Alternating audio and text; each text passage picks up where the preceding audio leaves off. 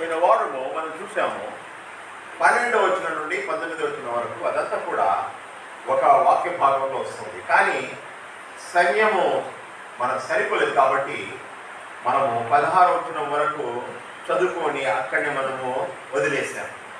ఈ 2 వచనాలు చూసి 17, 18, 19, 3 వచనాలు చూసి సమయాన్ని బట్టి మనం నెక్స్ట్ సెక్షన్లోకి మనం వెళ్దాం. సరే, ఇక్కడ 17వ వచనంలో మనం చూసినట్టయితే ఇక్కడ ఒక ముఖ్యమైన మాట, భగవాన్ క్రొవ్విన ఎందు మాంసం తినుట కంటే ప్రేమ గల చోట ఆకుకూరల భోజనం తినుట మేలు అని దేని విషయం చెప్తుంటున్నాడు. ఎందుకు ఈ విషయాలు మనకు బోధిస్తుంటున్నాడు అన్నట్టయితే వీళ్ళారా ఇక్కడ చూసినట్టయితే పగవాడు రాయబడు, వాడి ఇంట్లో రాయబడు అంటే వాడు వ్యక్తిగతంగా నిన్ను చంపుతానని చెప్పి అనేవాడు కాదు. వారి హృదయంలో నీ పట్ల మంచి అభిప్రాయము లేదు. వారి హృదయంలో ఎప్పుడు కూడా నీ పట్ల ఒక ఆలోచన, నీ శ్రేయోభిలాషి కాదు. వాడు నీ మంచి కోరేవాడు కాదు. కానీ ఆడ భోజనం పెడుతున్నాడు, ఇంటికి రమ్మంటున్నాడు, మంచి భోజనం పెట్టారు అంటే పెళ్లి భోజనం మాదిరిగా. ఏమండి ఇక్కడ రాయబడ్డది ఏంటండి, క్రొవ్విన ఎద్దు మాంసం తినట కంటే. అంటే అక్కడ క్రొవ్విన ఎద్దు మాంసం అంటే వాళ్ళు ఒకేషనల్గా చేసుకునేవారు, ఒకేషనల్ చేసుకున్నారు. నేను చిన్నగా పెరుగుతున్నప్పుడు ఈ ఫామ్ కోడ్ లేవు ఎక్కువ ఏముండేది, ఇంటి దగ్గర ఆ యొక్క కోళ్లను పుంజులు సాగేది. అవి ఇక్కడ బొంబాయిలు అక్కడ గావుంటి అని అవి దాటినప్పుడు అవి ఏంటంటే ఒకవేళ ఒక మంచి పుంజు ఉన్నదనుకోండి, అది ఏం చేసేవాళ్ళు, అది కేవలము ఒక మంచి ఒకేషన్ అప్పుడు, బర్త్డే అప్పుడు లేకుంటే ఏదప్పుడు అది కట్ చేసేవారు. మామూలు అది కూడా వేరే టైంలో అంటే ఏం చేశారు అప్పుడు ఆ దినాల్లో కోడి మాటలు చేయాలంటే అది ఒక పెద్ద పని అది. ఎందుకంటే దాన్ని పట్టుకోవాలి, ఫస్ట్ పొద్దున్నే వదిలేకుండా చూడాలి. పొరపాటున వదిలేశారు, ఒకసారి మా బంధువులు వచ్చారు, అది వదిలేశారు దాన్ని. ఇంకా దాన్ని పట్టుకునే దానికి 4-5 అవస్థ వచ్చింది, అంత అవస్థ పట్టుకొని రావచ్చు సరే. సో దాన్ని పట్టుకొని కట్ చేసేది ఒకటి వంతు. అది దాంట్లో అలవాటు లేకపోతే దాన్ని కట్ చేసి క్లీన్ చేయడం ఇంకొక వంతు. అది అంతకుముందు ఏం చేస్తారు, కాలుస్తారు, దాన్ని నిప్పుల పైన కాల్చి ఏదో అదంతా ఇంకా స్త్రీలకు మీకు బాగా తెలుసు. ఇవన్నీ కూడా ఎన్నెన్నో చేసేసి వచ్చిన గెస్ట్కు ఆ యొక్క మంచి మాంసం వండి పెట్టినట్టయితే ఆ కోడి మాంసం అదేంటి, అది గొప్ప విందు. సో వాళ్ళు ఒకవేళ నీ పవాడు ఆ విధంగా చేస్తున్నాడే అనుకోండి, అంత పెట్టినా కూడా ఇక్కడ ఏమంటున్నాడు, అది సరి అయినది. అక్కడ భోజనం చేయట కంటే ఏమంటున్నాడు, ఆకుకూరల ప్రేమ గల చోట ఆకుకూరల భోజనం తినుట మేలు అన్నాడు. ప్రియులారా, ఇది 2 విధాలుగా మనం చూద్దాం. మొట్టమొదటిగా కుటుంబ రీత్యా భార్యాభర్తల మధ్య సరైన అవగాహన లేకోకుండా, సరైనటువంటి ప్రేమ లేకోకుండా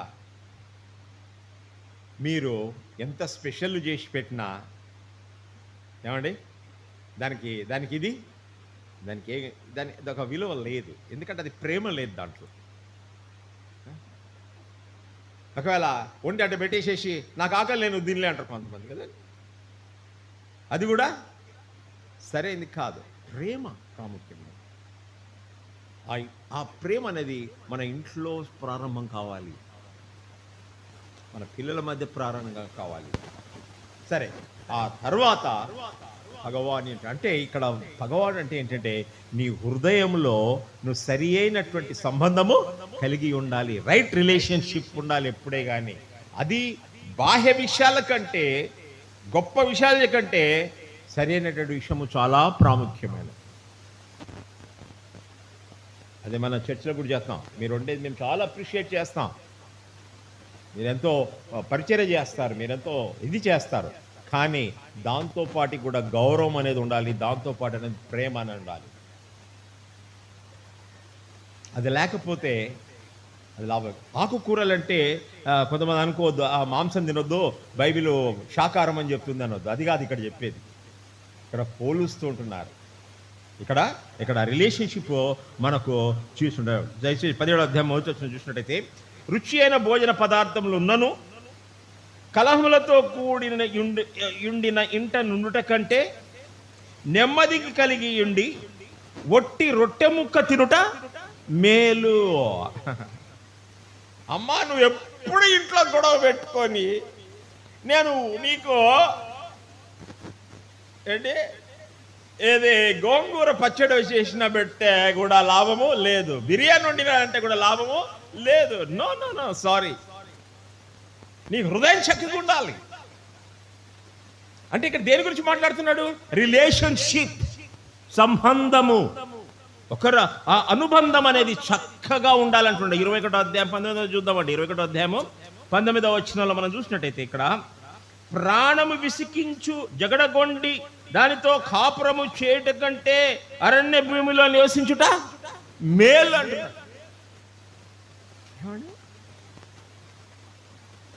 అంటే రిలేషన్షిప్, ఈ సంబంధము అనేది ఈ యొక్క భోజనము కంటే, వస్త్రధారణ కంటే నీకు ప్రాముఖ్యమైనది ఏంటి? నీ యొక్క జీవితము సరి అయినటువంటి ఒక అవగాహనతో నిండి ఉండడము చాలా ప్రాముఖ్యమని మనం తెలుసుకోవాలండి. దయచేసి 15వ వచనంలో ఏం చూసామో, మన 15వ వచనంలో 15వ వచనంలో ఏం చూసామండి? సంతోష హృదయానికి నిత్యము విందు కలుగును. ఇక్కడ ఏమంటున్నాడు? విందు ఎక్కడండి? హృదయం. సంతోష హృదయానికి నిత్యము విందు కలుగునని మనం చూస్తున్నాం. చక్కటి మాట్లాడండి. అది నిత్యం విందే వానికి. నాకు ఏం లేకుండా పర్లేదు, ఇంట్లో ఏముంది, సుఖంగా ఉన్నా నేను అంటాడు. అంటే వాని హృదయంలోనే ఆయనకి ఏముందండి? వారికి సంతోషం ఉంది. ఇక ముందు మనం చూసినట్టయితే 17వ వచనంలో ఏమన్నది?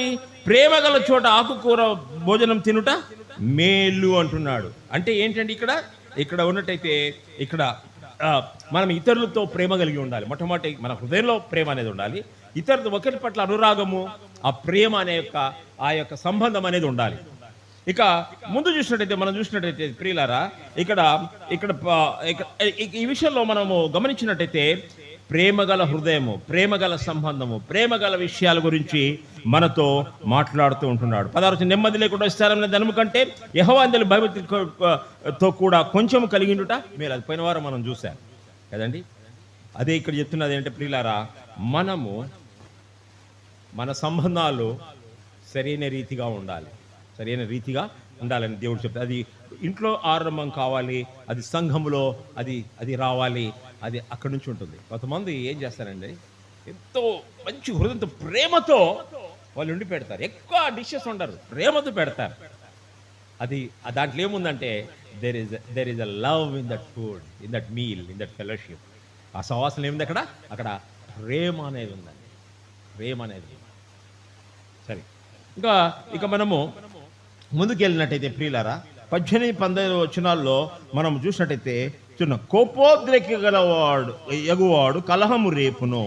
దాని వ్యతిరేకంగా చెప్తున్నాడు దీర్ఘశాంతి వివాదము అణచివి. కోపోద్రేక్, ఇక్కడ కోపోద్రేక్ అంటే మూల భాషలో చూసినట్టయితే హాట్ హెడెడ్ ఫెలో అన్నట్టుగా. మన బాంబే వాడికి భాషలో చెప్పాలంటే ఏమంటే గరం దిమాక్ వాలా. ఎప్పుడో సమాధానంగా వాడు మాట్లాడు, ప్రతి మాటకు ఏదో వ్యంగ్యంగా మాట్లాడతాడు. ఏమన్నా మాట్లాడినా కూడా దాన్ని క్రిటికల్గా మాట్లాడతాడు, దాని విషయం తీసేసి. అర్థం చేసుకుంటేది కూడా అంటే ఇంతకుముందు చెప్పాను, మరలా చెప్తున్నాను. ఎవరన్నా చూసేసి బాగున్నారా అని అనుకోండి, ఏం బాగా అనిపిస్తలేనా? అరే బాగున్నావా అని అడిగితే బాగున్నానా అని చెప్పొచ్చు జవాబు. ఏం ఎట్ట కనిపిస్తుందా అంటే ఏమైంది, అది నువ్వు దాన్ని వేరేగా తీసుకున్నావు, అర్థం తీసుకున్నావు. అట్లాంటి వాళ్ళు ఏం చేస్తారు, కొట్లాటకు అంటే తెలుగులో సామెత కయ్యానికి కాలు దూతారంటారు కదా, కొట్లాటకు ముందు పరిగెత్తాలనుకుంటారు. కోపోద్రేకుడు కలహము రేపుతాడు, కొట్లాటలు పెడతాడు. ఎప్పుడు ఈ నుంచి పోగానే ప్రసంగం పైన కొట్లాటలు పెడతాడు. ఇంటికి పోగానే అక్కడ కొట్లాట ఉంటుంది, పనికాడ కొట్లాట ఏదో ఒక పడి మీద. కొన్నిసార్లు కొంతమంది అరే జానే దోసుకొని మూపేరు అగ్ని అంటారు బొంబాయిలో. జానే వాళ్ళతో పెట్టుకున్నాం, ఎందుకు రెడిచిపెట్టాడు అనమాట. వాడు పిచ్చోడు వదిలిపెట్టేసి అంటారు. ఏమవుతుందంటే చివరికి నీ యొక్క స్థానాన్ని నువ్వు కోల్పోతావు సమాజంలో. కానీ ఇక్కడ ఏమంటున్నాడు? కోపోద్రేకుడు కలహము రేపును, దీర్ఘశాంతుడు వివాదము అణచివేయును. దీర్ఘశాంతం గలవాడు అంటే ప్రియులారా, కోపోద్రేక విషయం ఆలోచించాడు. 28వ అధ్యాయం 25వ వచనం చూద్దాం. 28-25 పేరాశ గలవాడు కలహము రేపును, యెహోవా యందు నమ్మకం ఉంచువాడు వర్ధిల్లును. నా పేరు ఉండాలి. గుళ్ళో ఫ్యాన్ ఇస్తే ఫ్యాన్ మీద పేరు ఉండాలి. మైక్ ఇస్తే మైక్ మీద పేరు ఉండాలి. మైక్ స్టార్ట్ కాగానే ఫలానోళ్ళు మీకు వాళ్ళకి దాతృత్వంగా ఈ మైక్ మన సంఘానికి ఇచ్చారని స్టార్టింగ్ అయితే వాళ్ళకి చాలా ఇష్టం. ఒకవేళ అది కనుక రోజు పెట్టేసి అది స్టార్ట్ కాగానే మైక్ అద్దాలు చెప్తే అది చాలా ఇష్టం. వాళ్ళకి దండ వేయకపోతే కష్టం, దండ వేస్తే కష్టం. దండ ముందే వేయకపోతే కష్టం, దండ చివరిలో వేస్తే కష్టం. ఇక్కడ కూర్చోబెడితే కష్టం, కూర్చోబెట్టకపోతే కష్టం. ఏం కావాలి? నీ పేరు. ప్రియులారా, క్వశ్చన్ నేను డైరెక్ట్గా నేను చెప్పాలనుకుంటున్నా. మీరు పేరు ప్రతిష్టలు కావాలి, సంఘంలో పెద్దలు కావాలి, పెత్తనం చేయాలంటే దయచేసి ఈ సంఘం మీ కొరకు కాదు. ఇది మీ కొరకు కాదు. మీరు రాంగ్ ప్లేస్లో ఉన్నారు. ఎట్లుంటుందంటే నీ సైజు 38 ప్యాంట్ సైజు పెట్టుకొని నువ్వు 32 సైజు తెచ్చుకొని దాంట్లో కొట్లాడినట్టు ఉంటుంది. అది పైకి ఎక్కదు, కిందికి దిగదు. పొరపాటున పైకి పోయిందంటే కిందికి రాదు, కిందికి వస్తే పైకి పోదు. ఏమండి? అది అంటే మిస్ఫిట్. ఇక్కడ నడుస్తుందండి అది. ఇక్కడ మేము చేసేది కేవలము దేవుని నామము మహిమపరచడాలి, అంతే. ఫినిష్. నువ్వెవరన్నగా నీ పేరు కావాలంటే రావద్దు. దయచేసి సారీ, నీ పేరు చెప్పాలి, అది చేయాలి, నీ పేరు బోర్డులో ఉండాలంటే వద్దు. అలాంటి సహవాసం వద్దు, అలాంటి సంబంధం వద్దు. మాకు ఆయాస్కరమైన జీవితం వద్దు, మీకు ఆయాస్కరమైన జీవితం వద్దు. దేవుని పని నెమ్మదిగా సమాధానంగా జరగాలి, అది ప్రాముఖ్యమైనది. పేరాశ గలవాడు కలహాన్ని రేపుతాడంట. వాడు ఇక్కడ సాటిస్ఫై కాకపోతే బయట రచ్చ చేస్తాడు. కాబట్టి జాగ్రత్త. నా మాటలు కాదు నేను చెప్పేది, మీకు ఈ దేవుని యొక్క వాక్యం చెప్తుంటుందండి. అది మన దేవుని యొక్క వాక్యం నిరర్థకం కాదు. నా మాటలను మీరు నిర్లక్ష్యపరచొచ్చు, కానీ దేవుని పేరాశ గలవాడు కలహమును రేపును, యెహోవా యందు నమ్మకం ఉంచి వాడు వర్ధిల్లును. నువ్వు వర్ధిల్లాలి, నువ్వు సమాధానంగా ఉండాలి అంటే నువ్వు యెహోవా యందు నమ్మిక ఉంచు, దేవుని వాక్యం నమ్ము, దేవునికి విధేయుడుగా జీవించడం నేర్చుకో. అది 29వ అధ్యాయం 22 వచనం చూద్దాం. 29:2 కోపిష్టి కలహమును రేపును, ముంగోపి అధికమైన దుష్క్రియలు చేయును. 2 పదాలు. కోపిష్టి, ప్రతిదానికి కోపం తెచ్చుకోవడం అండి. రెండో మాట వాడాడు ముంగోపి అంటే, అంటారు కదండి మనకి ముక్కు పైనే ఉందిరా కోపం అంటారు. అంటే ఆడు మాట్లాడే ముందే చూసుకుంటాను అనమాట. వాని హార్ట్ బీట్ ఎక్కువ ఉంటుంది, వాని మాటలు ఎక్కువ ఉంటాయి, వాడి యొక్క అవుట్పుట్ అంటే వాడి యొక్క ప్రవర్తననే వేరే. ముంగోపి వాడు ఏం చేస్తాడు? ముంగోపి వాడు ఏం చేస్తాడట? ఇక్కడ చక్కగా చెప్పాడు, అధికమైన దుష్క్రియలు. అధికమైన వాడు తొందరగా తెచ్చిపోతుంది. ఊరికొకరిపైన ఎవరికి కూడా ప్రతిదానికి కోప్పడి ఇరిటేట్ అయిపోయి, ఇంట్లో ఇరిటేట్, గుళ్ళో ఇరిటేట్, పండ్లు ఇరిటేట్ అయితే నీకు హార్ట్ అటాక్ తొందరగా వస్తావు, పోతావు పైకి తొందర. వాడు అధికమైన దుష్క్రియలు చేయనంటున్నాడు. వాడు చేయరాని పనులు చేస్తాడు. మనము చాలా జాగ్రత్తగా ఉండాలి. రీసెంట్గా 2 నెలల కింద చూసాం, ఒక ప్లేన్ పైకి పోవడం ఆలస్యమైంది అని చెప్పి గంట సేపు కూర్చోబెట్టాడని అందరూ ఆర్గ్యూ చేస్తున్నారు. ఒక హీరో పోయి పాపం హనీమూన్ ట్రిప్ పోతున్నది భార్యతో. ఒక హీరో పోయి ఏం చేసిండో, పైలట్ను కొట్టిండు ఒక దెబ్బ. ఏమండి? ఎక్కడ పోయాడండి? దాని తర్వాత జైల్లో కూర్చొని ఉన్నాడు. వాని హనీమూన్ జైల్లో, భార్య లేదు. ఏమండి? ఎంత కాళ్ళేళ్ళు పడ్డా లేదు. వాడిని ఏం చేశారు? ఫ్లయింగ్ బ్యాన్ చేశారు వారికి. నువ్వు ఇక ఇండియాలో విమానంలో ప్రయాణం ముందు నీకు నోటీస్ ఇచ్చేంత వరకు ఏ విమానాల్లో ప్రయాణం చేసేదానికి వీలు లేదు. వాడుక భాషలో చెప్తున్నా, ఎక్కడ పోయినా హీరోగిరి చేయొద్దు. మన మన మన మన బౌండరీస్లో, మన హద్దుల్లో మనం ఉండడం నేర్చుకోవాలి. అది క్రైస్తవ జీవితం యొక్క లక్షణం. కాబట్టి దుష్క్రియలు చేయనని రాయబడింది. ప్రతిదానికి వాడు కయ్యానికి వెళ్తూ ఉంటాడు ప్రియులారా. ఇక ముందు చూసినట్టయితే ఇక్కడ ముందు వచ్చినానికి వెళ్దామండి దయచేసి. సోమరి మార్గము ముళ్ళ కంచెము, యథార్థవంతుల త్రోవ రాజమార్గము. సోమరి మార్గము ముళ్ళ కంచె అంటే ఏంటండి? ముళ్ళ కంచె అంటే ప్రియులారా, వాడికి ఓపిక లేదు. మీకు తెలియదు అనుకోండి, బొంబాయిలో ఉన్న వారికి ఉళ్ళకాళ్ళు ఉన్న ఏం చేస్తారు ఏమంటే, ఏమన్నా ముళ్ళ కంచె ఉంటే దానికి ముళ్ళ చెట్టు వస్తే దాన్ని కట్ చేసేసుకోవడము, త్రోవ క్లీన్ చేసుకోవడము, దారి చక్కగా చేసుకోవడము, ఇవన్నీ మన పూర్వీకులు చేసే పనులు. ఇవన్నీ కూడా వాళ్ళు చేసే పని అదే. కానీ సోమరు ఏం చేస్తారంట, వాడికాడ గడ్డి పెరుగుతుంది, వాడికాడ ముళ్ళ పొదలు పెరుగుతాయి, వాడికాడ అన్నీ పెరుగుతాయి. అందుకనే ఈ యొక్క మంచి తోటలో మనుషులు ఏం చేస్తుంటారు, అప్పుడు పనిచేసి కూర్చొని గడ్డి పరకలు తీసేస్తుంటారు. కూర్చొని ఏం చేస్తారు, చెట్టు చుట్టూ ఉన్నటువంటి చిన్న చిన్న గడ్డి పరకలు తీసి పడేసేస్తారు. ఎందుకంటే ఆ చెట్టు పెరగాలంటే దానికి పోయే యొక్క మినరల్స్ అన్నీ తీసుకుంటాయని చెప్పేసి. అంటే కష్టపడి పని చేస్తారు. సోమరి కష్టపడి పని చేయడు. అందుకనే మన త్రోవలు ఏముంటుందండి, ఎప్పుడు ముళ్ళ కంచెనే ఉంటుందని చెప్పారు. సో ఈ యొక్క సెక్షన్లో ఇది మనం డీల్ మనం చూసామండి. సరే, మనం ఇక ముందుకు వెళ్దామండి. ఇక చదవబడిన వాక్యాలు 20 వచనం నుంచి కొద్ది వచనాలు మనం చూసుకుందాము. 20 వచనం నుండి 20 వచనం చూసినట్టయితే, జ్ఞానం గల కుమారుడు తండ్రిని సంతోషపెట్టిన బుద్ధిని తన తల్లికి తిరస్కరించు. ఇక్కడ మాట్లాడుతూ ఏం చెప్తున్నాడంటే, ఇక్కడ 25 నుంచి 30 వచనాల వరకు జ్ఞానవంతుడు, నీతిమంతుడు, తర్వాత దుష్టుల గురించి రాయబడి ఉన్నది ఈ యొక్క 6 వచనాలలో. అయితే ఇక్కడ కానీ ప్రాముఖ్యమైనది ఏముంది, దుష్క్రియలను యెహోవా తీర్పు తీర్చును. అంటే దుష్ట పనులు చేసి, చెడు పనులు చేసి దేవునికి అవిధేయంగా ఉన్నట్టయితే దేవుడు తప్పక నిన్ను శిక్షిస్తాడు. మనుషుడిది ఏ విత్తునో ఆ పంటనే కోయును. నువ్వు తప్పించుకోలేవు. దేవుడు నీకు తప్పక ఒక శిక్ష అనేది నీ జీవితంలో పెడతాడు, నువ్వు తప్పించుకోలేవు. సరే, ఇక్కడ చూసినట్టయితే ఈ వాక్య భాగంలో మనము ఇక్కడ 20 వచనం దేని గురించి రాయబడింది, కుటుంబ వ్యవస్థను గురించి రాయబడింది. ఇది చాలాసార్లు మనం నేర్చుకున్నాం.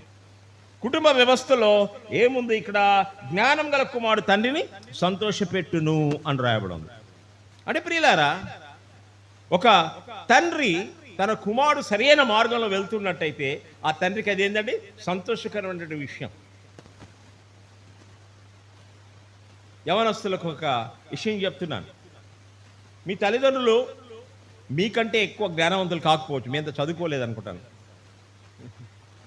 మీరు ఏమో చదువుతున్నాడు కదా, కంప్యూటర్స్ అంటారు, బీబీ అంటారు, ఎంబీ అంటారు, ఏబీ అంటారు, వాళ్ళకైనా అర్థం కావు కదా.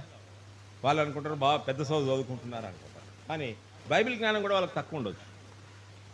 కానీ బైబిల్ ఏం చెప్తుందండి, నువ్వు దీర్ఘాయుష్మంతుడు అన్నట్టు నీ తల్లిని నీ తండ్రిని సన్మానం.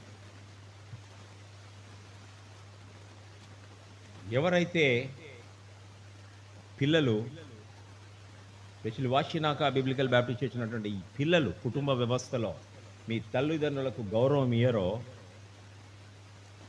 మీరు దేవుని శిక్షకు పాత్రులైతారు. మీ జీవితంలో పైకి రారు. మీరు పైకి రారు. మీరు అనజాయా हम डिग्री करेगा, नौकरी मिलेगा, पैसा कमाएगा, कुछ भी कमाओ, तुम जिंदगी में ऊपर नहीं आएगा, बस उतना ही. మల్బార్ హిల్స్లో ఇల్లు కొను, ఏం ఫరక్ ఉండదు. ఆడనే తాగి తొందర చచ్చిపోతావు. ఏం చెప్తున్నాడు, దేవుని యొక్క దీర్ఘాయుష్మంతుడు అన్నట్టు నీ తల్లిని తండ్రించడం. తన తల్లిని తిరస్కరించేవాడు వాడు ఎప్పటికి కూడా బుద్ధిహీనుడు. తన తల్లిని నీకేం తెలుసు, తల్లిని కొట్టేవాళ్ళు కూడా ఉన్నారు. ఈ సంఘంలో దెబ్బలు తిన్న వాళ్ళు ఉన్నారు. మాకు తెలుసు అది. ఇడికో చెప్తారు, మా కొడుకు చాలా మంచోడండి, మా ఇంట్లో చాలా భక్తి అండి. ఏం భక్తి? మీ భక్తి మీ ఇంటి పక్కన అడుగుతా, నీ భక్తి ఏం భక్తో వాళ్ళు చెప్తారు నీ గురించి. ఊరికే గుడికి వచ్చి పరిశుద్ధ పాడినంత మాత్రం మీరు పరిశుద్ధులు అనుకోవడం వీల్లేదు. ఏమండి, మన జీవితం ఎలాగ ఉండాలి? ఆస్తుల కాడికి వస్తే అసలు రూపాలు బయటపడతాయి. ఆస్తుల కాడికి, పంపకాల కాడికి వచ్చిన అసలు రూపాయలు బయటపడుతుంది. అప్పుడు అంటారు నా సంగతి నీకు తెలియదు అంటారు. అమ్మో,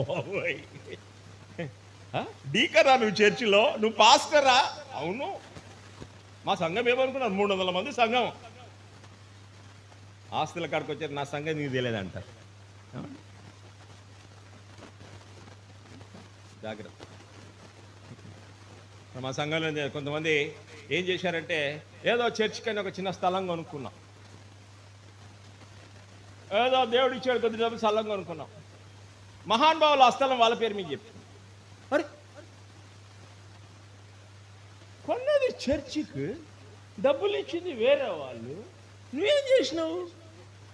నీ పేరు మీద చేపించుకున్నావు, బాగుపడతావు జీవితంలో. చెల్లిసారి ఎప్పుడు ఒక మాట అన్నాడు, రే నా దగ్గర నుంచి 10,000 దొంగిలిస్తే మా మైలో పోయినట్టు అంతే, నీ జీవితంలో ఎప్పుడు బాగుపడవరేవాడు. నా జీవితంలో 10,000 దొంగిలిచ్చావు, నా మైలు మంది ఒక చెమట బిందు పోయేసింది అంతే, కానీ నువ్వు జీవితంలో ఎప్పటికి కూడా నువ్వు బాగుపడవు. జాగ్రత్త. దేవునికి వ్యతిరేకంగా చేసి నువ్వు ఎప్పటికి కూడా బాగుపడవు అని చెప్పేవాడు. దేవుని సొమ్మే కానివ్వండి, మన వ్యవహారిక జీవితంలో కానివ్వండి, మనం చాలా జాగ్రత్తగా ఉండాలి. తల్లిదండ్రులు అనేవారు ఆ కుటుంబ వ్యవస్థలో గౌరవప్రదంగా ఉండడం నేర్చుకోవాలి. మనం నీ తల్లి నిన్ను ప్రేమించవచ్చు, కానీ ఆమె ప్రేమను నువ్వు చిన్న చూపు ఎప్పటికి కూడా చూడవద్దు. ఆమె ప్రేమ ఎప్పుడు కూడా మీరు అనొచ్చు, ఒకవేళ ఇక్కడ చిన్న విషయం వస్తుంది, మీ తల్లిదండ్రులు చెప్తారు, ఏ ఈరోజు గుడికి పోదురా, వేరే పని చేయను అంటారు. వాళ్ళకి ఎక్కువ వాక్య జ్ఞానం లేకపోవచ్చు. నువ్వేం చేస్తావు? ఏమంటే వాళ్ళు చెప్తారు కూడా, ఒకవేళ కొద్దిగా హాఫ్ నాలెడ్జ్ ఉన్నోడు చెప్తారు, బైబిల్ లేదా ఆజ్ఞ, నీ తల్లిని సన్మానించమని ఉంది, నువ్వు అలమాడినావు నా మాడినావు గుడికి పోద్దంటారు. మీరు కొంచెం చదువుకున్న వాళ్ళు అప్పుడు ఏం చేయొచ్చు? బైబిల్ గ్రంథం తెలిసి, బైబిల్ అదే కదమ్మా, సంఘంలో కూడుట నిర్లక్ష్యము చేయవద్దు, నీ పూర్ణ హృదయంతో, పూర్ణ ఆత్మతో, పూర్ణ మనసుతో, పూర్ణ వ్యక్తితో నీ దేవుడనే యెహోవాను సేవించుమని రాయబడి ఉంది. మొదటి ప్రేమను నాకు ఇవ్వాలని చెప్పి దేవుడు రాశాడు. కాబట్టి మనం దేవుని ప్రేమించాలి కదా, గుడికి వెళ్ళి వస్తానని చెప్పేసి వాళ్ళకి సంజాయించడం నేర్చుకోవాలి. హీరో మాదిరి నీ మాట నన్ను పో అని ఇంట్లో నుంచి బయటకు వచ్చేది కాదు. జాగ్రత్త. అవగాహన అంటే ఆ యొక్క కుటుంబ వ్యవస్థలో ఇది చాలా ప్రాముఖ్యమైన విషయంగా ఈ యొక్క గౌరవ ప్రధానాలతో ఉండే చాలా ప్రాముఖ్యం. 21 వచనంలో మనం చూసినట్టయితే, బుద్ధి లేని వారికి మూఢత సంతోషకరము, వివేకం వాడు చక్కగా ప్రవర్తించును. బుద్ధి లేని వాడికి ఏంది? వాడు చేసేదే సంతోషం, వాడి వివేకి కాదు. ఇక్కడ బుద్ధి లేని వాడంటే వాని తెలివి, వాని ప్రవర్తన రెండు మాట్లాడుతున్నారు. రెండు విషయాలు వస్తాయి మూల భాషలో, ఈ రెండు కలిపి చెప్తున్నాడు. కాబట్టి ప్రియులారా, వాడికి సరి అయిందేదో సరైంది కాదేదో తెలియదు. అందుకనే తెలుగులో మనకుంది కదా, జేరి మూర్ఖుని మనసు రంజింపరాదు. మూర్ఖుని మనం ఇచ్చేయలేం. రక్షణ లేని వారు, మీరు దేవుణ్ణి అంగీకరించకుండా మీ జీవితంలో ప్రభువైన యేసుక్రీస్తును సొంత రక్షణగా అంగీకరించి ఆత్మీయ జీవితంలో మీరు మారిన జీవితం లేకపోతే మీరు నరకపాత్రులే. మీ జీవితంలో మీరు మీ మాటల ద్వారా తెలిసిపోతుంది మీకు రక్షణ ఉందో లేదో. మీ ఇక్కడ చేసే ప్రవర్తన ద్వారా తెలిసిపోతుంది మీకు రక్షింపబడ్డారో లేదో. మీరు ఒకరికొకరు ఏ విధంగా సహవాసంగా ఉంటారో తెలిసిపోతుంటుంది. ప్రతిదానికి పార్టీలు చేయరు, ప్రతిదానికి విరుచుకుపడరు, ప్రతిదానికి అలిగిపోరు. ఎందుకంటే ఎవడైనా నువ్వు క్రీస్తు చేసిన వాడు నూతన సృష్టి, పాతగా ఇదిగో సమస్తము కొత్త. నువ్వు నూతన సృష్టి. నీ జీవితం మారాలి, నీ అలవాట్లు మారాలి, మారు మనసు అనేది ఉండాలి. ఒకడు క్రొత్తగా జన్మితైన దేవుని రాజ్యంలో ప్రవేశింపాలి. నీ నూతన జన్మ అనుభవం నీలో ఉండాలి. అది నీ క్రియల ద్వారా ఇక్కడ బయలుపడుతూ ఉంటుంది. లేకపోతే ఏం చేస్తాం? ప్రతిదానికి ఎక్స్క్యూజ్ ఇస్తూ ఉంటారు. ప్రతిదానికి ఎక్స్క్యూజ్. ఏమండి, యూత్ మీటింగా? ఎందుకు యూత్ మీటింగ్? 2 యూత్ మీటింగ్లు. సంఘంలో ఏమైనా కార్యక్రమం జరిగిందా? ఇది యూత్ మీటింగ్ ఈరోజు క్యాన్సిల్. ఎవరు ఇచ్చిండు క్యాన్సిలేషన్ పర్మిషన్? రాశారా? దేవుడు ఇచ్చాడా? ఈరోజు క్యాన్సిల్ చేయమని చెప్పేసాడా? మన విందు చేసుకునేదానికి దేవుని చర్చ అంటే ఎట్లుంటుందంటే, పాస్టర్ ఈరోజు వాక్యం చెప్పొద్దు, 12 గంటల కాలం మేము 1 గంటలకు భోజనం చేసుకుని నువ్వు వాక్యం చెప్పేది 1:30 అవుతుంది, ఈరోజు సర్వీస్ 12 గంటలకు ముగించేది తిందాం అన్నట్టుగా ఉంటుంది. మనం వచ్చేది అందుకనేనా?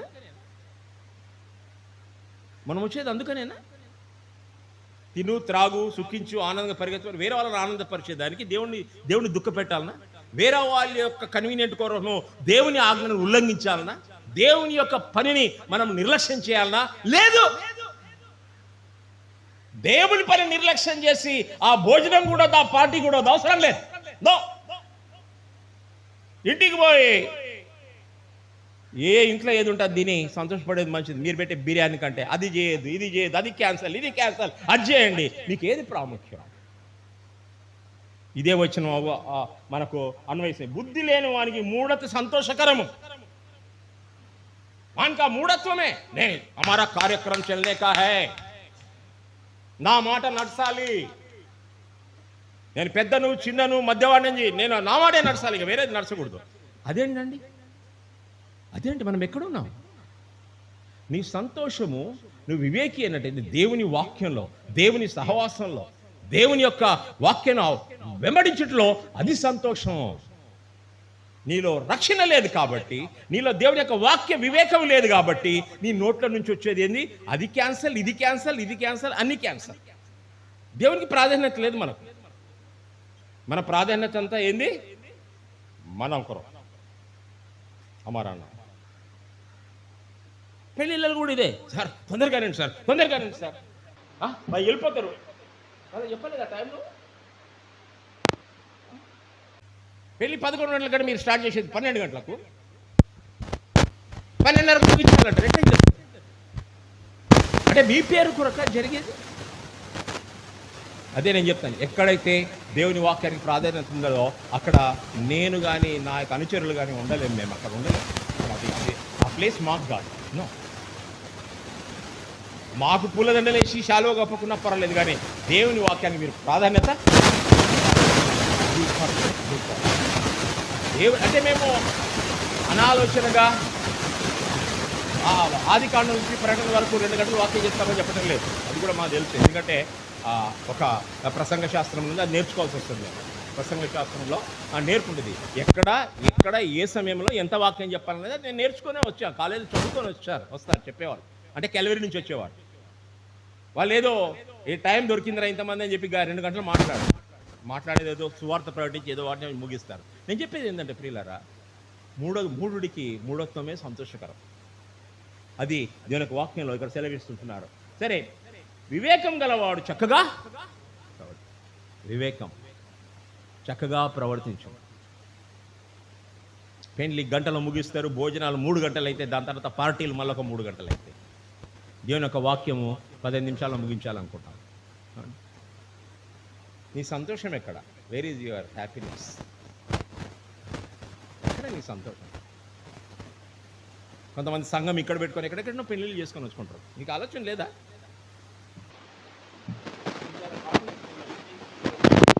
వాక్యం పరిచర్య చేసి మీ వెనకాల కష్టపడ్డలకు ఈ సంఘానికి ప్రాధాన్యత ఇవ్వకుండా మీ బంధుమిత్రులకు ప్రాధాన్యత ఇస్తారు. ఆలోచించరు. ఇది మీ ఇల్లు కాదా? ఇది మీ గుడి కాదా? ఇది నా గుడియా? నేను ఎప్పుడు నా గుడి కాదు, నేను నా గుడి కాదు, మీరంటే నేను ఇంటికి రాను.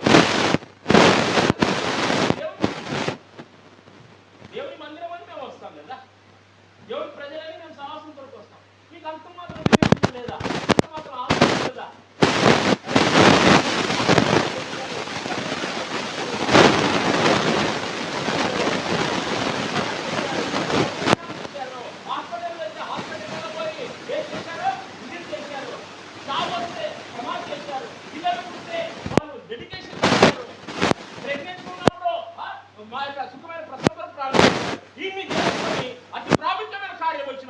మీరు ఎక్కడెక్కడో పరిగెడుతూ ఉంటారు. బంధువులు ముఖ్యం, అప్పుడు సంఘం కాదు.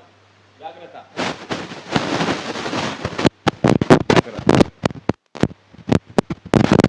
సంఘానికి ప్రాధాన్యత ఇవ్వడం నేర్చుకోండి. కొంతమంది నవ్వుతున్నారేమో కానీ ఇది సత్యం. నేను సత్యం చెప్తుంటున్నాను. నీకు రోగం వచ్చి హాస్పిటల్ పోతే మీ ఊరికాడు ఉన్న బంధువు కాదు వచ్చి నీకు చూసింది, నీకు ప్రార్థన చేసింది. మీ ఊరికాడు పాస్టర్ కాదు నీతో వారం రోజులు ఉండి నీకు సరి అని చూసింది. ఈ సంఘస్థులు చేస్తున్నారు నీకు పని. ఈ సంఘం నీ ఆత్మీయ క్షేమాభివృద్ధి కోరుతుంటుంది. ఈ సంఘం రాత్రి మగలు నీ కొరకు ప్రార్థన చేస్తారు. అట్టాటి యొక్క ప్రశస్తమైనటువంటి యొక్క పవిత్రమైన దేవుడు వదిలి జాగ్రత్త. వివేకం గలవాడు వివేకం, జ్ఞానం ఉండాలి.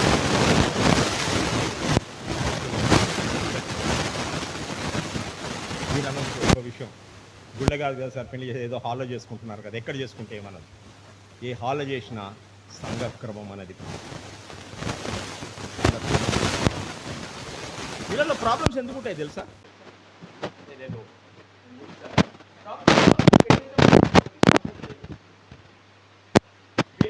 పెళ్లి చేసిన వాళ్ళే బతుకుతారు అనేది కాదు, పశువులు కూడా బతుకుతుంది. అవి పిల్లలు ఉంటాయి, అవి కూడా బతుకుతాయి, వాళ్ళ కాలు కూడా వెళ్ళిపోతుంది. మనకు వాటికి ఏం సంబంధం? దేవుడు తన స్వరూపంలో మనుషుల్ని ఆ వివేకం అనేది ఇచ్చారు, జ్ఞానం అనేది ఇచ్చారు. ఎందుకు సమస్య తెలుసా? మీరు వాక్యం నేర్చుకోండి, వచ్చి చెప్పడం.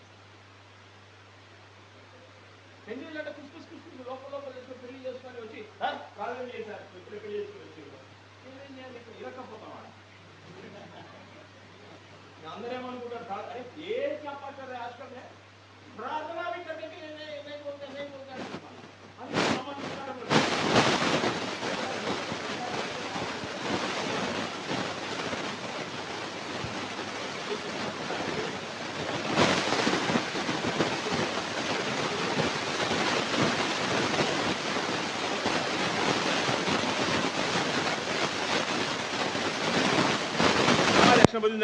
ప్రశ్నించారా? రక్షణ పొందారని కాదు, గ్రహించారా? కొంతమంది ఉంటారు వాళ్ళు కూడా చాలా భక్తి అండి, వాళ్ళు కూడా గుడికిపోతారండి అంటే భక్తులు చాలా చూసాం. పెళ్ళైన సంవత్సరానికి పెద్ద కిరికిరిలు అయినా కూడా చూసాం. భక్తి గల కుటుంబంలో భక్తి మాటలతో కాదు, వ్యవహారంలో ఉండాలి, మన జీవితంలో ఉండాలి. అందరు భక్తులు ఎవరు కాదు. ఇక్కడ ఎవరన్నా పాపులు అని చెప్పగలను నేను? ఎవ్వరు చెప్పలేను. అందరు బాగా ముస్తాబోయి వచ్చారు, బాగా చెప్పే మాట శ్రద్ధగా వింటున్నారు. కానీ మీ హృదయాలు ఎవడు తెలుసు? చెప్పలే. ఎందుకంటే సమస్యలు ఎందుకంటే మీరు వివేకంతో ఆలోచించారు. సంఘం అనేది ఉంది, పెళ్లికి ముందు కౌన్సిలింగ్ కావాలి, వీళ్ళు ఎట్ట బతకాలి, ఒకరినొకరు ఎట్ట ప్రేమించుకోవాలి, ఒకరొకరు ఎట్ట చేసుకోవాలి. కొంతమంది అవుతారు ఇవన్నీ తెలియంది, ఇంకా పెళ్ళి అయితే ఇంకా అవన్నీ తెలియదా? అవన్నీ కూడా నేర్పాలనా? అవి నేర్చుకోకనే సమస్యలు వచ్చేది. భార్య భర్తలు కొట్లాటలు ఎందుకు వస్తాయి? భార్యకి తెలియకుండా భర్త ఎంత తెలుసుకుంటావు, భార్యకి తెలియదు. ఏమంటాడు నీ ఇంటికి వచ్చి 10 ఏళ్ళు అంతే, నువ్వు ఎక్క తక్కువ మాట్లాడు, వాడుకో అంతే, నా డబ్బులు మేరా పైసా కూర్చు బోల్నే కదా, నా ఇష్టం వచ్చి నేను వాడుకుంటాడు. అప్పుడే పెళ్ళైన కొత్తలో మామూలుగా నడుస్తుంది. కానీ కొంచెం పిల్లలు వచ్చి కొంచెం భారం ఎక్కువైన తర్వాత క్రిస్మస్కు భార్యని ఇంటికి పంపిస్తే ఈస్టర్ దాకా రాదు. అప్పుడే తెలిసిపోతుంది, అరే ఏదో ఉందిరా ఇక్కడ ఏందో క్రిస్మస్ కని పోయింది, ఈస్టర్ అయినా రాలేదంటే ఆడ ఏందో వేవ్ లెంత్ ఏందో పాడైంది, ఆడ కొంచెం ఆడేందో గడపడి ఉందని తెలిసిపోద్ది, వెంటనే తెలిసిపోద్ది. ఇలా తప్పించుకోలేమండి. ఇది నేర్చుకోవాలి. దేవుని యొక్క వాక్యం ఇంపార్టెంట్. అదే దేవుడు జ్ఞానం ఇచ్చాడు మనకు, దేవుని వాక్యం ఇచ్చాడు. మేము ఎక్స్పర్ట్ అని చెప్పడం లేదు, మాకు అన్నీ తెలుసు అని చెప్పడం లేదు. మాకు కూడా తెలియకుండా దేవుని వాక్యంలో తెలుసుకుంటాం చదివి. అది నేను చెప్పేది. దేవుని వాక్యంలో ఒక విశ్వాసి భార్య భర్తలు ఏ విధంగా ఉండాలి అనే దేవుని వాక్యం అయ్యే మేము బోధిస్తాం. వీళ్ళారా వివేకంతో జీవించాలి. ఏమండి? వివేకం గలవాడు చక్కగా ప్రవర్తించాలి. మన జీవితంలో మన ప్రార్థన ఉండాలి. దావీదు మహారాజు ప్రార్థన ఎప్పుడు మర్చిపోవాలి. గొప్ప రాజుగా సింహాసనాధీనుడై దాన్ని అధిష్ఠించే సమయంలో గొప్ప మందిరం కట్టి ప్రార్థన చేయమంటే ఆయన దేవుడు ఆయనను ఎన్నుకొని ఆయనకు రాజ్యం అప్పచెప్పకముందు ప్రార్థన చేయమని ఏం కావాలని కోరుకున్నాడంటే ఏం కోరుకున్నాడండి? రాజ్యం అడగలేదు, ఆస్తిపాస్తులు అడగలేదు, శత్రువులన్నా నేను అవశ్యం చేయమని అడగలేదు. ఏమడగాడండి? నీ ప్రజలను పాలించుతున్న జ్ఞానము లేదు. అది మనకు కావాలి. దేవుని జ్ఞానం మనకు కావాలి. దేవుని జ్ఞానం మనకు కావాలి. అది చాలా మంచిది. ప్రతిదినము జీవితం అనేది అంత సులువు కాదండి. ఈ జీవిత యాత్ర అనేది అంత సులువు కాదు. ఎన్నో కష్టాలు, నేను నీ కాడ ఎన్ని డబ్బులు ఉన్నంత మాత్రాన అంత బాగా జరుగుతుంది అనుకోవద్దండి. కొంతమంది ఆరోగ్య పరిస్థితుల్లో బాధపడతారు, కొంతమంది ఏం చేస్తారు డబ్బులతో బాధపడతారు, కొంతమంది సంబంధాలలో బాధపడతారు, ఎన్నో బాధలు. ఈ జీవితం అనేది ఒక ఒక ఒక త్రాటిపై నడచాలంటే మనము దేవుడు అనేవాడు మన జీవితంలో ఉన్నప్పుడే, ఆ దేవునికి ప్రాధాన్యత ఇచ్చినప్పుడే మనము జీవితంలో చక్కగా ముందుకెళ్ళగలం. కానీ దేవుని యొక్క వాక్యం లేకుంటే నీ మూఢత్వంలో నేను సంతోషపడతావు, అలాగే మరణిస్తావు. ఇక్కడి నుంచి వెళ్ళక ముందుకు వచ్చాయి. నిజంగా నీ జీవితంలో ఆ దేవుడిని తెలుసుకున్నావా? రక్షణ పొందావా?